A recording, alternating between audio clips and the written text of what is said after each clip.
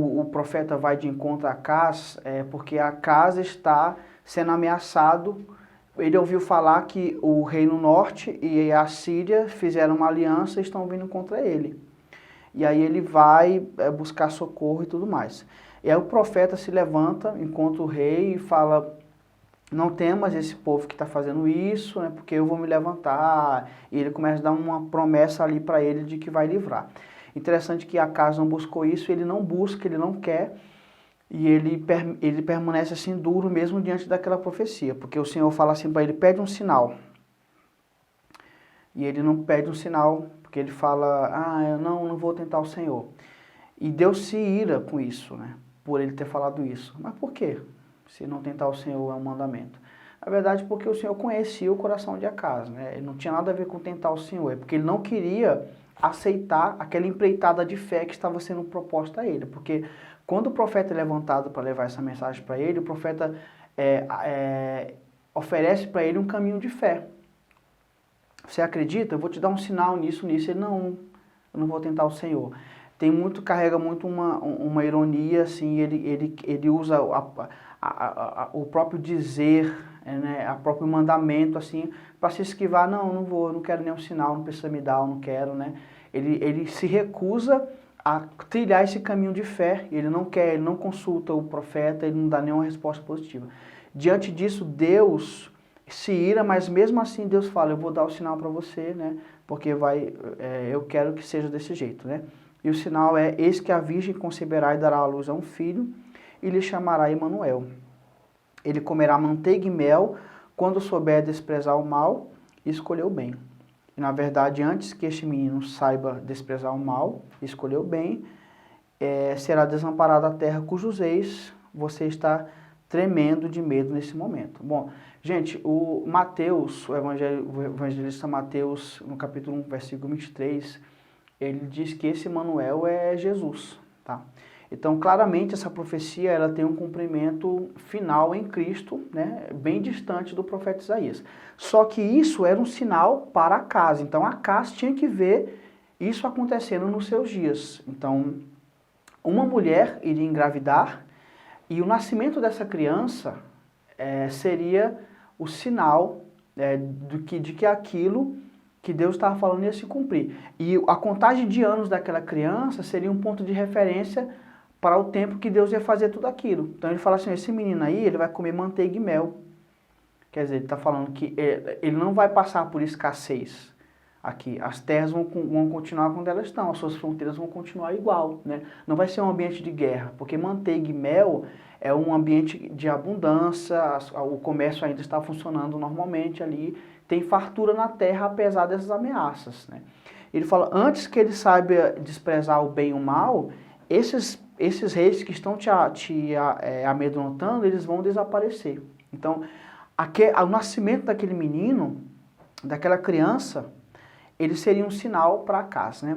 Agora, como explicar que a virgem conceberá, né? Em relação a Jesus, a virgem concebeu, Maria engravidou através do Espírito, ela não teve relação com José, mas mesmo assim ficou grávida.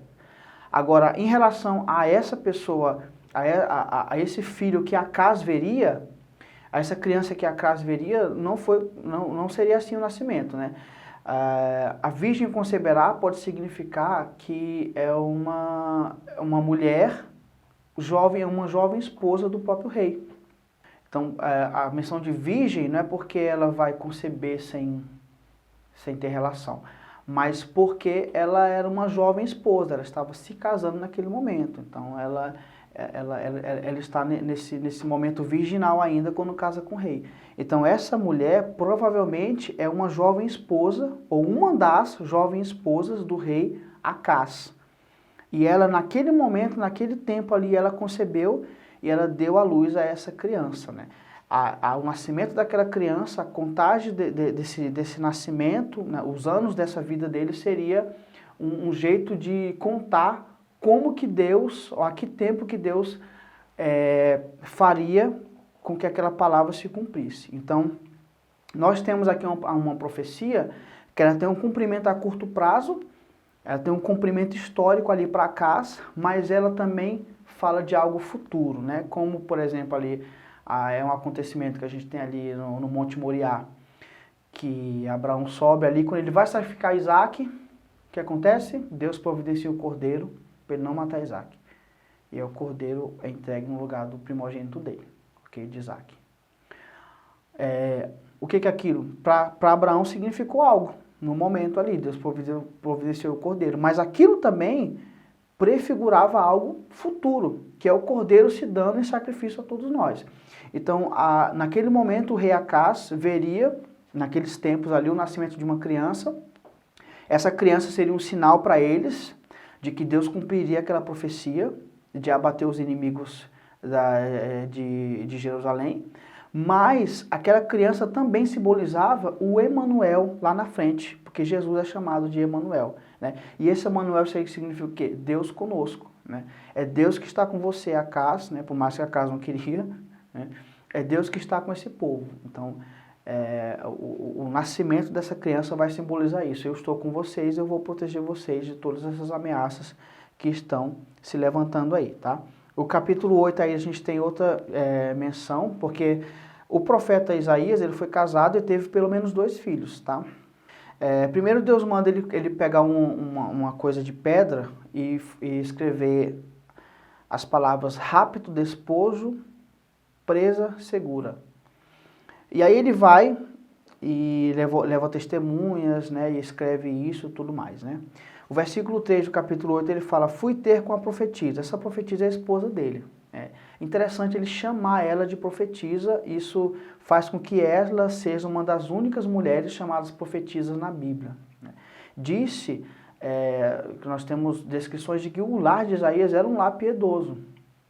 Então, e é interessante ele atribuir isso à esposa dele, né? Ele reconhecer nela essa atividade profética em um tempo tão remoto, onde isso não era muito reconhecido em mulheres, ele reconhece essa atividade profética e chama ela de profetisa. Por que é a esposa dele? Porque fala assim, ele foi ter com ela e ela concebeu, então ele foi ter relações com ela, né? É a esposa dele. E aí Deus pede para colocar esse nome, rápido despojo, presa segura. O que significa esse nome?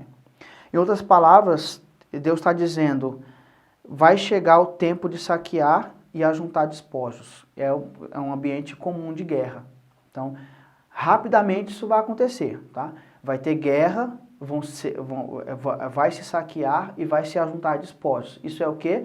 É uma profecia ainda contra a guerra síria-efraimita, contra a Síria e contra Israel Norte, que está se levantando contra Jerusalém. Então, ele está dizendo que aquilo ali vai acontecer rapidamente. E, de fato, aquilo ali aconteceu, né? A Síria derrotou né, ele foi vencedor nessa guerra síria-efraimita. E, assim, Damasco, que é a capital da Síria, caiu nessa época, né, e foi totalmente desmantelada ali. Dali para frente é só a Síria que domina em todos os momentos ali naquela região, tá bom?